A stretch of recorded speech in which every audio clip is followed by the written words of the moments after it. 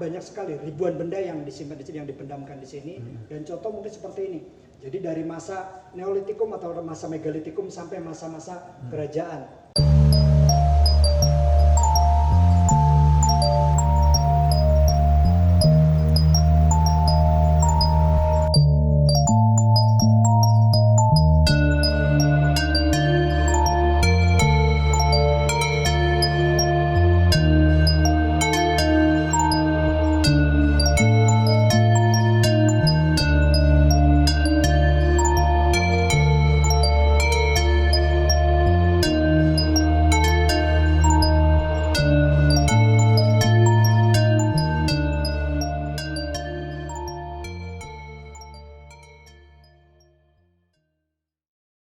Ini sebetulnya batu-batu apa, Pak?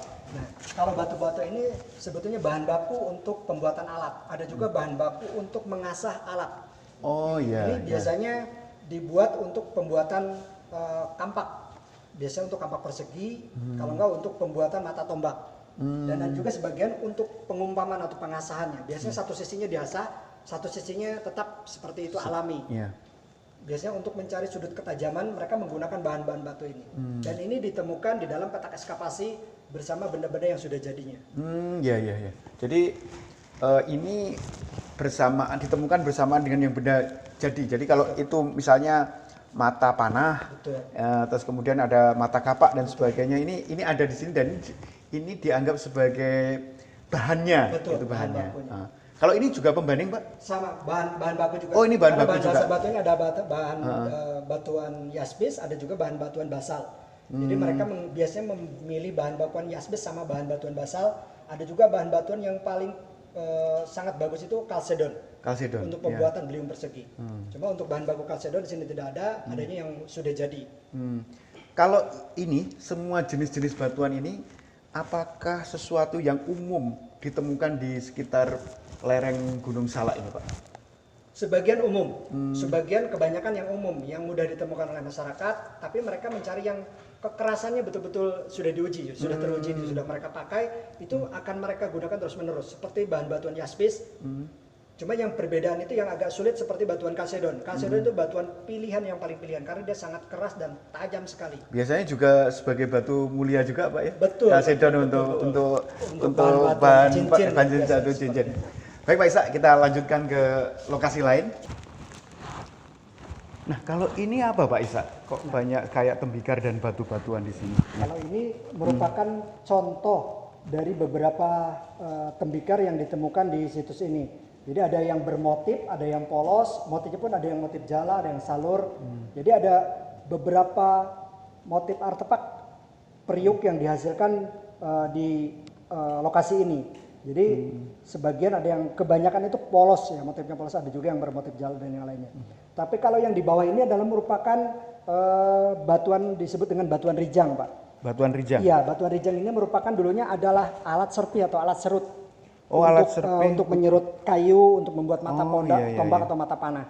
Ada juga sebagian dari bahan batuan obsidian yang seperti kaca itu, yang seperti kaca ini ya, obsidian. Yang digunakan biasanya untuk membuat mata tombak ataupun membuat alat serpi, untuk alat serut.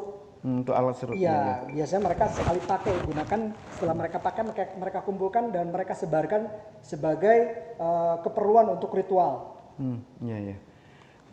Ini tembikar, pecahan-pecahan tembikar ini kan pasti di zaman setelah Neolitikum, Mbak ya. Betul. Dan itu satu zaman dengan zaman logam sebetulnya. Nah, tadi ada motif apa Pak? Ada motif salur ya, ada motif jala. Ada motif jala. Iya, ada juga yang motifnya tuh seperti apa ya? Seperti bunga-bunga begitu. Jadi kayak ada yang dicap tapi tidak dicap itu.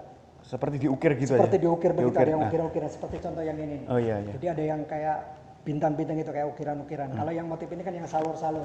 Kalau ini perunggu, bukan perunggu, maksud saya tembikar, itu digunakan sebagai alat rumah tangga atau dalam upacara-upacara adat mereka, Pak? Biasanya tembikar-tembikar ini digunakan untuk sehari-hari mereka, biasanya untuk keperluan rumah tangga berarti ya. Keperluan rumah tangga. Tapi ada sebagian yang digunakan khusus untuk ritual. Untuk ritual. Ya, biasanya kalau untuk ritual itu khusus tembikarnya itu tidak ada bekas pembakaran di bawahnya.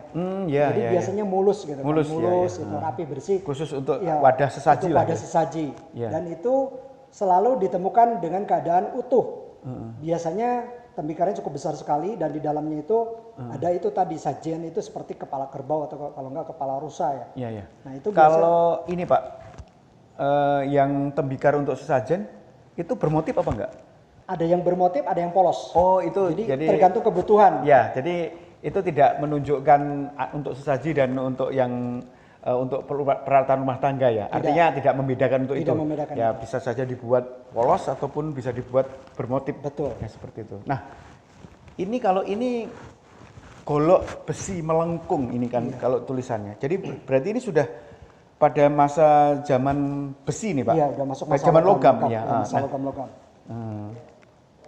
Ini goloknya masih utuh atau memang terputus ini Pak? Atau seperti apa ini? Jadi golok besi melengkung ini tidak seperti golok pada umumnya sekarang ya. Jadi golok-golok yang dulu itu kalau kita lihat dia itu bentukannya seperti kampak juga bukan kampak ya. Jadi sudut ketajamannya ini posisinya di belakang ini Pak. Iya, iya. Jadi yang melengkung itu sudut ketajamannya. Oh, yang sudut dan punya gagangnya di sini. Oh, Jadi gagangnya seperti gini, ada lubangnya jadi untuk memasuki gagang. Jadi perbedaannya dengan golok-golok sekarang jauh berbeda sekali. Jadi golok besi melengkung ini ditemukan di situs ini pada tahun 1972 waktu proses penelitian di sini. Dan ini menurut para ahli arkeologi yang sangat jarang sekali ditemukan di tempat-tempat lain. Ya, ini termasuk saya belum pernah ketemu di tempat lain. Jadi sudut melengkungnya itu yang disebut dengan golok melengkung ya. Dan sebetulnya ya karena mungkin di zaman-zaman awal perunggu ya atau zaman awal-awal logam itu sederhana. Sederhana sekali, sangat sederhana. Nah, kalau ini apa Pak? Nah, kalau ini beliung persegi. Nah, ini yang berbahan dasar batuan kalsedon yang sangat sulit sekali ditemukan bahan dasarnya dan ini mempunyai kekerasan dan ketajamannya luar biasa Pak. Dari bahan kalsedon ini. Bahan batuan kalsedon. Ini kalau diasah sepertinya mengkilat Pak ya? Sangat mengkilat. Ya mengkilat ya. Setahu saya kalau dari batuan kalsedon yang saya tahu cincin itu mengkilat. Sangat mengkilat. Jadi cuma ini kan bentuknya agak buram karena memang tidak. Karena kan kita temukan seperti ini kan tidak mungkin diumpam kita bentuk biar mengkilat. Iya. Di istilahnya keasliannya itu seperti ini. Iya. Kalau itu diasah itu sudah bentuknya sudah pasti mengkilat. Iya. Dan termasuk jenis batuan yang cukup langka. Cukup langka di sini. Iya. Ya, mari Kak, kita lanjutkan ke tempat berikutnya.